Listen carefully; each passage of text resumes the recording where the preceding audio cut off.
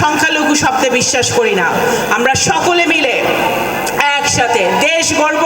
বাংলাদেশ আজকে দুর্বার গতিতে এগিয়ে যাচ্ছে। আমাদের একটাই কথা, আমরা সংখ্যালঘু শব্দে বিশ্বাস করি না। আমরা সকলে মিলে একসাথে দেশ গড়ব। আমাদের যে উন্নয়নমূলক কাজগুলা মাননীয় প্রধানমন্ত্রী হাতে নিয়েছে এই মাত্রই স্বল্প দিনের মধ্যেই, 4 মাসের মধ্যেই, সেগুলো আমরা বাস্তবায়ন করব।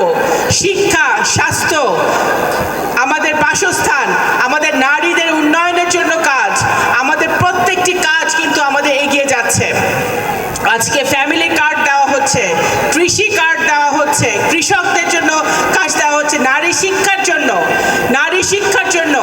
এই বাজেটে শিক্ষা খাতে সবচেয়ে বেশি, বাংলাদেশের ইতিহাসের সবচেয়ে বেশি বরাদ্দ রাখা হয়েছে।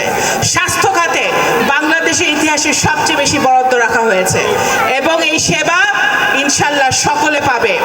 আমি আমার ক্ষুদ্র জায়গা থেকে এখন আমি উপজেলা যে নির্বাহী অফিসার আছে, প্রশাসনের কর্মকর্তারা আছে, আমি সবাইকে বলেছি যে এই নগরকান্দা সালতার মাটিতে যে কোনো মূল্যে আইন শৃঙ্খলার পরিস্থিতি ঠিক রাখতে হবে এবং আমাদের যে সাম্প্রদায়িক সম্প্রীতি এখানে বিরাজ করে যুগ যুগ ধরে,